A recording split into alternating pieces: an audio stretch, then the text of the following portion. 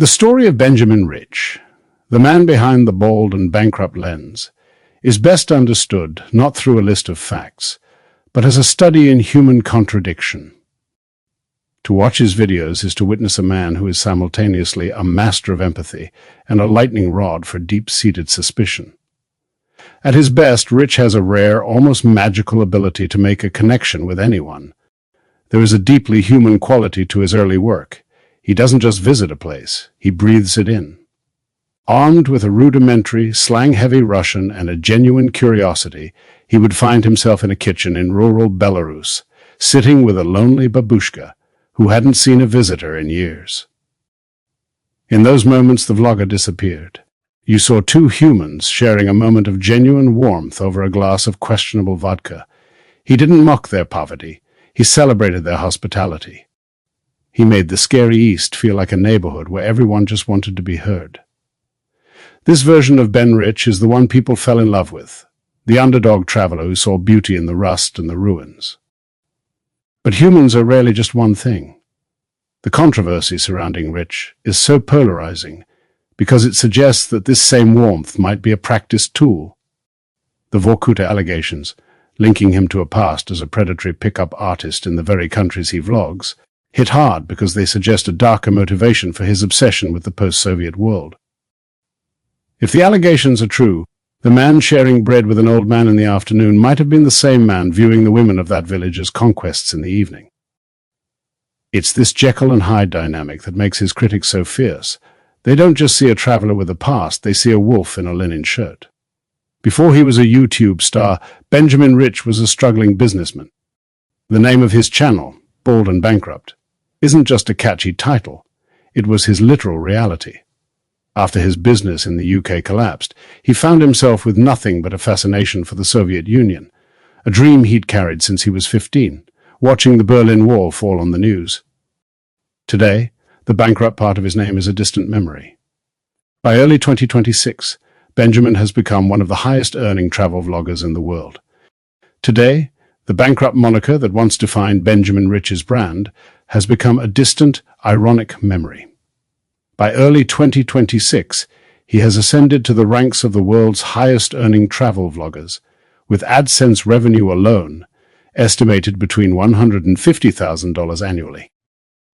However, his true financial footprint is much larger, of over 700 million views.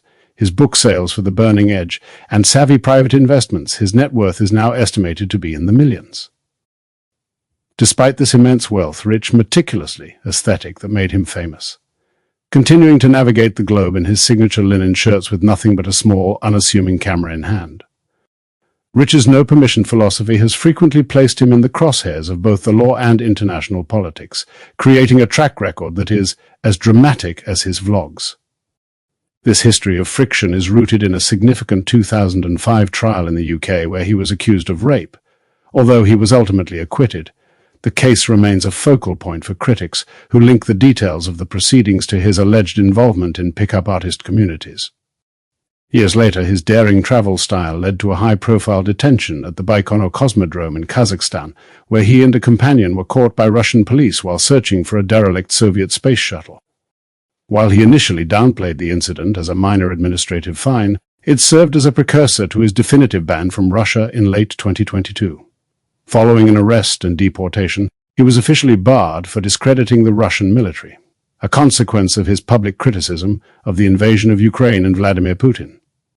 This exile extends to Belarus as well, where Rich has stated he is effectively blacklisted after his vocal support for the 2020 anti-government protests, leaving the man who built his career on the Soviet aesthetic permanently locked out of the lands he spent decades documenting. He spent years traveling through India and the post-Soviet states on a shoestring budget, teaching himself Russian and learning how to navigate cultures that most Westerners feared.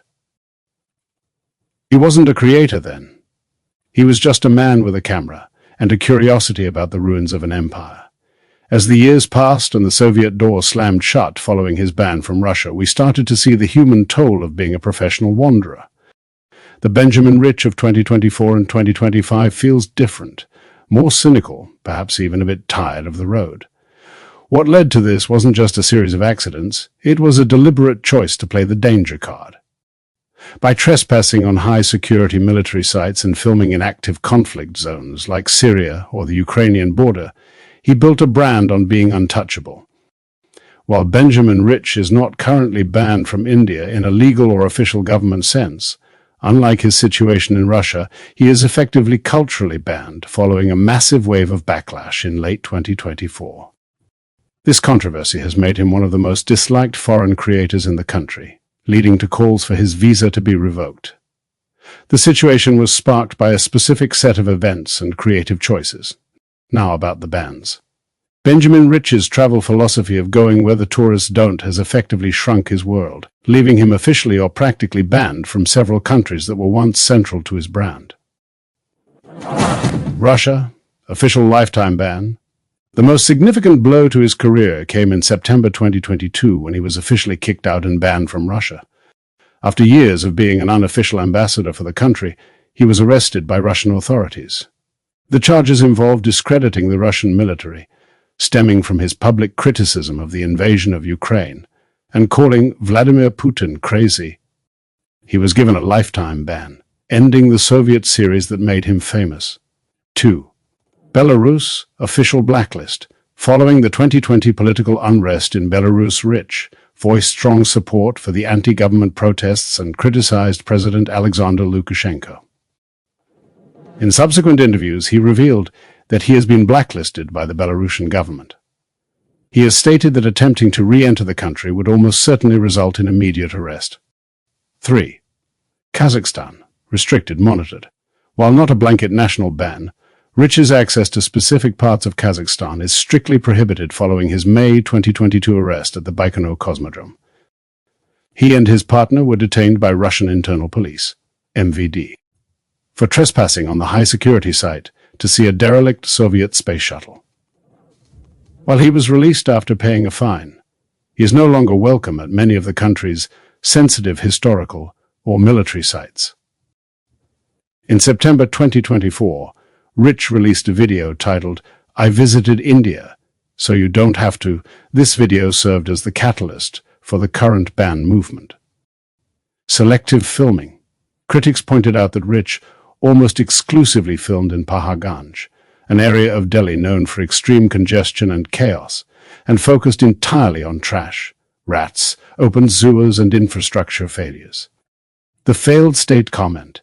In the comments section and within the video, he referred to parts of India as a failed state, citing air pollution, noise, and filth.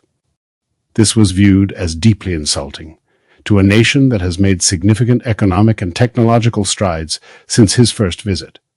The sarcastic tone throughout the vlog, he used a condescending tone toward India's modernization efforts, specifically mocking signs celebrating India's successful moon mission, Chandrayaan-3, while standing near a pothole.